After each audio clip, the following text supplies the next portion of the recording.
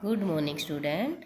बेटा आज हम अपनी हिंदी पाठ्य पुस्तक का 6th लेसन रीड करेंगे जिसका नाम है रक्त और हमारा शरीर और पेज नंबर है इसका 35। ठीक है, 34 पेज नंबर हमने पिछली वीडियो में देखा था बेटा, और ये पेज नंबर 35 है। ओके, देखो स्टार्टिंग से। स्लाइड देख मानो आश्चर्य से उछल पड़ा था अनिल जब डॉक्टर दीदी उसे सूक्ष्मदर्शी के द्वारा खून दिखाती है और लाल रक्तकण दिखाती है तो अनिल आश्चर्य से उछल पड़ता है, वह हैरानी से उछल पड़ता है। अनिल रक्त की एक बूंद में इतने सारे कण, उसको बड़ी हैरानी होती है कि रक्त की एक ही बूंद में इतने सारे कण होते हैं, इसकी तो वह कल्पना भी नहीं कर सकता था। मैं बोला इन्हें देखकर तो ऐसा लग रहा है मानो बहुत सी छोटी छोटी बालूशाही रख दी गई हो। बालूशाही एक मिठाई का नाम है बेटा। जो वो अनिल जब रक्त देखता है तो जब लाल रक्त कण वह देखता है तो उसको ऐसा लगता है कि छोटी छोटी बालूशाही रख दी हो बहुत सारी। तो डॉक्टर दीदी कहती है, दीदी बोली हाँ, लाल कण बनावट में बालूशाही की तरह ही होते हैं। उसको डॉक्टर दीदी क्या कहती है कि जो लाल रक्त कण है हमारे शरीर में, खून में, वो कैसे हैं, बालूशाही की तरह ही होते हैं, गोल और दोनों तरफ अवतल यानी बीच में से दबे हुए। ऐसी ही बालूशाही होती है बेटा, गोल होती है और उसके बीच में अंगूठे की सहायता से हम दबाव देकर एक शेप देते हैं। ऐसे ही हमारे जो शरीर में खून है उसके जो लाल रक्त कण है वो भी ऐसे ही हैं, यानी बीच में दबे हुए। रक्त की एक बूंद में इनकी संख्या लाखों में होती है। एक ही जो बूंद है हमारे रक्त की, खून की, तो जो लाल कण है वो कितने होते, लाखों में होती है उनकी संख्या। यदि हम 1 मिलीमीटर रक्त ले तो उसमें हमें 40 से 55 लाख कण मिल जाएंगे। हमारे खून के 1 मिलीमीटर जो हमारे शरीर में जो खून है उसका 1 मिलीमीटर रक्त लें तो कितना होगा, उसमें कितने कण होंगे, लाल रक्त कण 40 से 55 लाख। इनके कारण ही हमें रक्त लाल रंग का नज़र आता है। इसी कारण ये जब इतनी ज़्यादा संख्या है इनकी, तभी तो हमारा खून कैसा है, खून का रंग लाल है। ये कण शरीर के लिए दिन रात काम करते हैं। सांस लेने पर साफ हवा से जो ऑक्सीजन तुम प्राप्त करते हो उसे शरीर के हर हिस्से में पहुंचाने का काम इन कणों का ही है। जो हमारे खून में जो लाल रक्त कण है यही हमें क्या करते हैं, सांस लेने में हमारी मदद करते हैं, मतलब हम तक क्या पहुंचाते हैं, ऑक्सीजन पहुंचाते हैं। ठीक है, हमारे शरीर के हर हिस्से तक ऑक्सीजन गैस है, ऑक्सीजन गैस जो हम अपनी सांस के द्वारा लेते हैं उसको हमारे हर शरीर के हर हिस्से तक पहुंचाते हैं। इनका जीवन काल लगभग 4 महीने को, जो हमारे खून में जो लाल रक्त कण है उनका जीवन काल कितने होता है बेटा, 4 महीने तक का होता है। 4 महीने के होते होते नष्ट हो जाते, लेकिन एक साथ नहीं, धीरे धीरे, कुछ आज कुछ कल कुछ उससे अगले दिन। ये एक साथ नष्ट नहीं होते, सारे एक साथ नहीं होते कि कुछ आज हो गए, कुछ कल हो गए और कुछ अगले दिन हो गए। इनकी जगह क्या होता है, दूसरे नए हो जाते हैं। ठीक है, नेक्स्ट पैराग्राफ देखो बेटा। तब तो कुछ ही महीनों में ख़त्म हो जाते होंगे। अनिल कहता है कि अब तो जब ये 4 महीने के बाद तो ये फिर कुछ ही दिन में सारे ख़त्म हो जाएंगे। डॉक्टर दीदी मुस्कुरा कर कहती है, हंसते कहती है, बोली नहीं, ऐसा नहीं होता, शरीर में हर समय नए कण बनते रहते हैं। जो लाल रक्त कण है हर समय हमारे शरीर में उनका बनते रहते हैं, जो नष्ट कणों का स्थान ले लेते हैं। जो कण नष्ट हो जाते हैं, जो ख़त्म हो जाते हैं, उनका ये जो नए कण बनते हैं वो ले लेते हैं। हड्डियों के बीच के भाग मज्जा में ऐसे बहुत से कारखाने होते हैं जो रक्त कणों के निर्माण कार्य में लगे रहते हैं।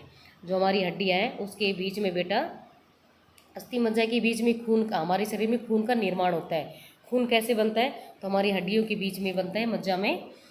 ठीक है, जो लाल रक्त कणों का निर्माण में लगे रहते हैं, मतलब उनको बनाते रहते हैं, खून बनाते हैं।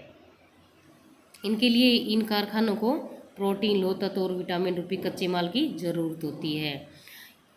मतलब जहाँ कोई भी चीज़ बनती है उसको कारखाना बोलते हैं। ठीक है, और किसी भी चीज़ को बनाने के लिए क्या चाहिए, कच्चे माल की ज़रूरत होती है।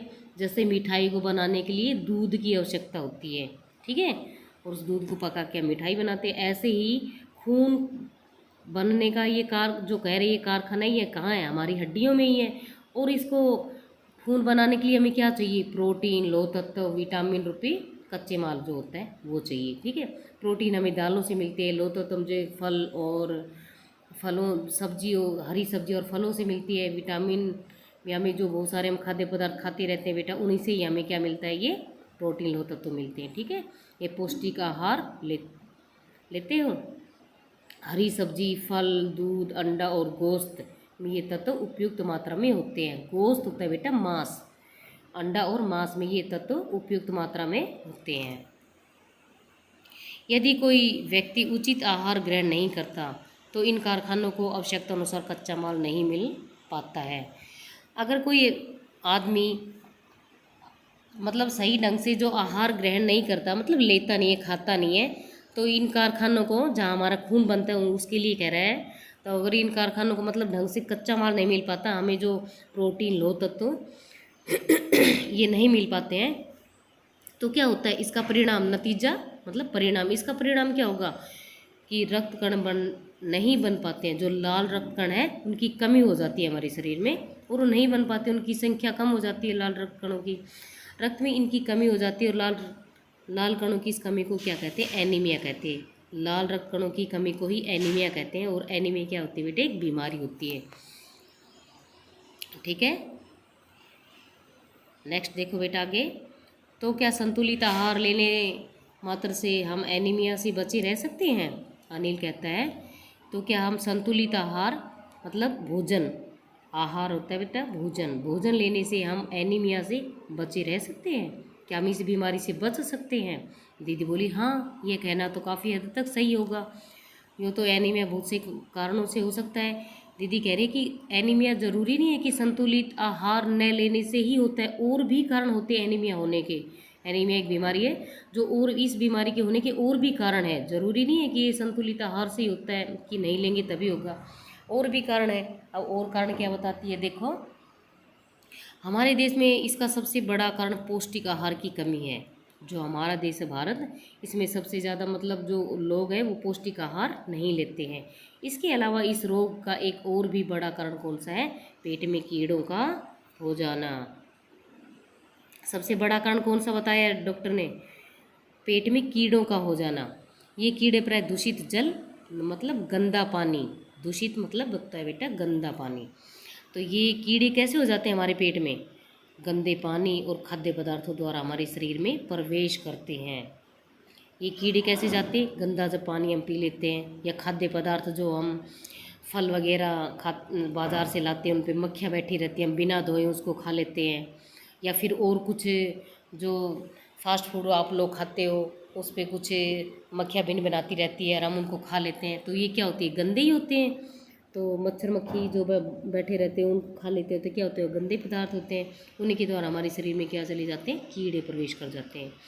अतः इनसे बचने के लिए ये आवश्यक है कि हम पूरी सफाई बनाए रख गए खाद्य पदार्थ ही ग्रहण करें। इनसे बचने के लिए क्या चाहिए, हमें स्वच्छ जल, पानी, शुद्ध पानी पीना चाहिए। और क्या करना चाहिए, पूरी सफाई से जो खाद्य पदार्थ बनाए गए हैं, खाने के लिए जो वस्तुएं बनाई गई है उनको हम सफाई वाली जगह पे ही खाएं, ना कि गंदी जगह पर। ठीक है, ये ग्रहण करें मतलब खाएं। भोजन करने से पूर्व, भोजन करने से पहले अच्छी तरह से हाथ धो लें और साफ पानी पिए। भोजन करने से पहले हमें अच्छे से हाथ धोना चाहिए, और क्या करना चाहिए, साफ पानी भी पीना चाहिए। और भोजन करने से पहले भी और पानी पीने से पहले भी हमें हाथ धोने चाहिए, ताकि हम बीमारियों से बचे रहें। ठीक है बेटा, थैंक यू बेटा। नेक्स्ट वीडियो में नेक्स्ट पेज पढ़ेंगे। ठीक है बेटा, ओके।